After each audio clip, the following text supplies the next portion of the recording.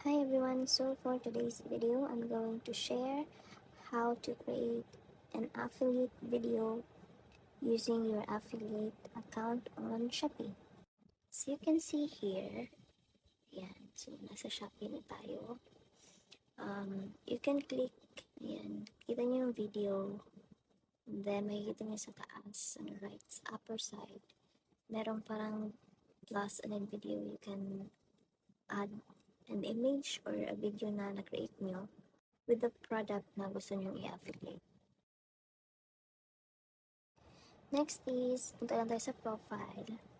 And then, you can go to your affiliate program na tab. So, dito, tinry ko muna siya like para maghanap ng item na gusto ko.